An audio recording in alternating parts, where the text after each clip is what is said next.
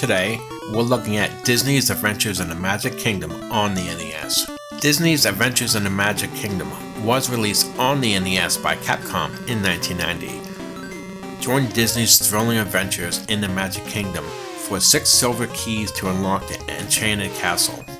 Use your skills and resources to answer Disney trivia questions. Explore attractions like the Big Thunder Mountain, race cars, Pirates of the Caribbean, Space Mountain, and the Haunted Mansion.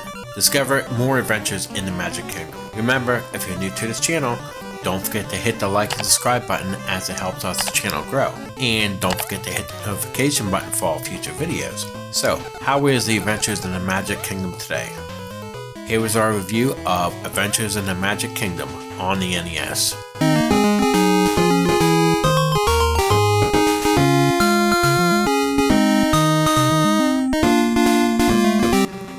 Now the story is simple, but it's also present throughout the game. Many NES games require you to read the instruction manual to understand what's going on, but this one has both introduction cutscenes before and after the levels.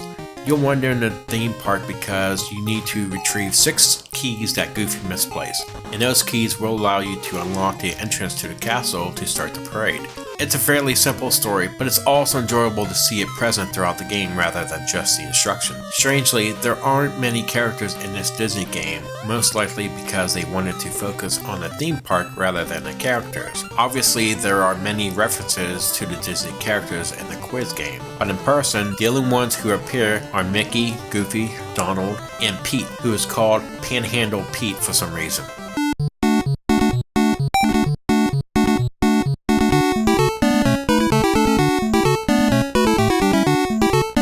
To reach the 6th and final key, you must pass through 5 different attractions and defeat them all. These attractions range from a haunted house, on a mountain train, and even in deep space. You won't find much that surprises you here because the majority of the game is repetitive. Most of the stages take one of 3 forms: racing, flying, or side-scrolling actions in various places. Although they may appear simple to beat, the challenge may increase depending on what you choose to tackle first. To combat some of the more impelling threats, you'll need to pick up weapons like candles and rocks, so there's nothing lethal in the Magic Kingdom. Controlling over your character is limited to controlling your directional pad, jumping in, sometimes throwing your non-lethal weapons at the enemies.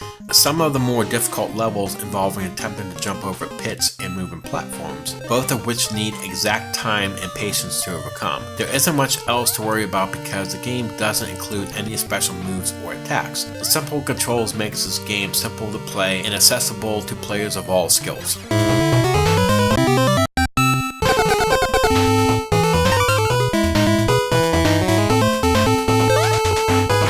The graphics are decent for an NES game, with actual variation throughout the overworld and 5 mini-games. Unlike many other games of various genres, this one does not shift palettes between levels. Rather, each level has its own distinct look. The overworld is mostly green with the various structures and attractions sprinkled out, most of which is having their own sign indicating what they are. The graphics inside levels differ pretty much from level to level.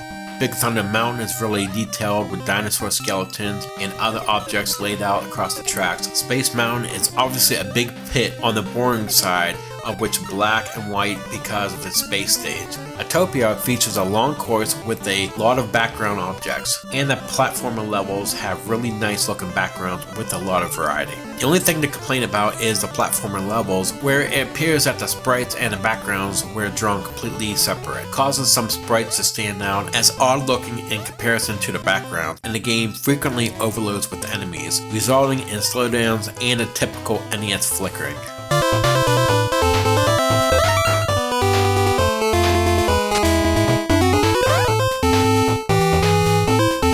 While the music does not push the NES sound chips to the extreme, there are some pleasant tunes in the game. While there appears to have been some thought put into arranging some songs to fit in the levels, Big Thunder is very country-ish and Autopia has some nice upbeat racing melody. Some of the other levels completely lack of. Space Mountain has a similar fast-paced song where an eerie space theme would have fit much better. and why couldn't they go within a sea enchanted for the pirates level is beyond me. The sound effects are comparable in quality to the song. While some of the jingles and sounds for scooping up goods are acceptable, the strange sound your weapon candle produces when thrown in the platform stages seemed more like someone blowing a whistle than a candle being thrown.